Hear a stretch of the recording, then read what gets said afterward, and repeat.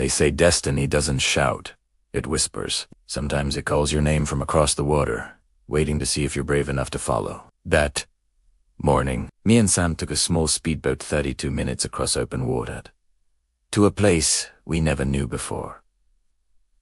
Tarkwa Bay. That island was beautiful.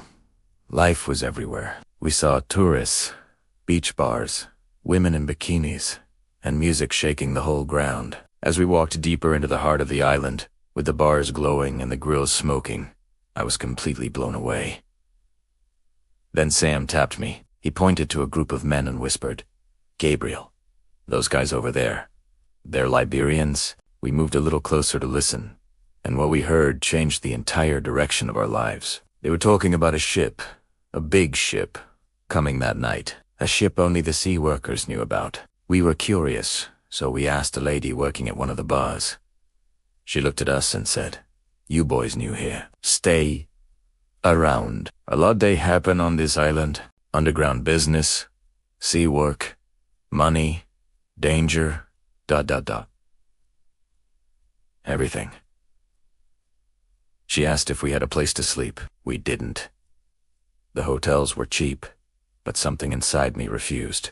I'd rather sleep on the beach under God's sky than waste money that was meant for survival. So we bought some beef, water, and charcoal. As night fell, we found ourselves sitting with strangers on the beach, talking, laughing, and sharing our dreams. Later, that same lady from the bar returned. She brought us drinks and told us more about the island, the sea jobs, and the dangerous opportunities that came with them.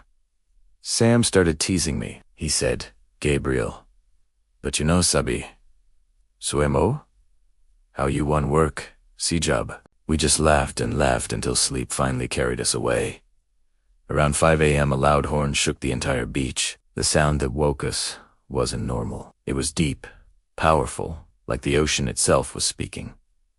We opened our eyes, and there it was, a massive ship. It was bigger than any ship we had ever seen in our lives. Sam looked at me, his eyes wide with shock, and said, "Gabriel, and that's the ship they were talking about." We ran to find a boat to take us back to the port, but the waves were too strong. Every small boat had stopped moving, we wary Stook. All we could do was wait and pray for the waves to calm down. When we finally reached the port, the ship stood there like a giant.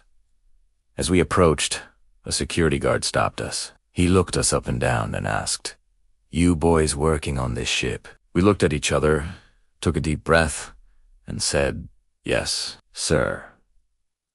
Even though the truth was maybe 50/50ths. We found a boss we knew from the port, and he promised to help us get a job. He told us, "Don't worry, the ship will stay for 100 days.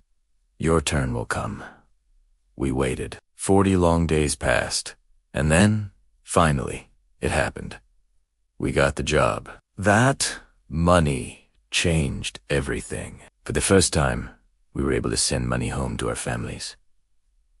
We bought our first small phones. Life was finally starting to make a little bit of sense. But one day, trouble broke out on the ship. A huge fight started between the Nigerian workers and the Liberian workers. And my friend, Sam, was Liberian. The Nigerian workers were shouting that they didn't want any Liberians on the ship anymore. My heart just broke. Sam had no one. He lost his entire family in the Liberian War.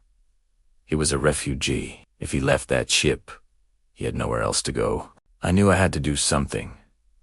I went straight to the boss. I told him, "Sir, my friend has nobody. If he leaves this ship, he has nothing."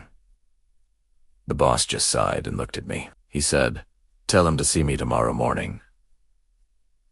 The next day, everything changed. The other workers started looking at me differently.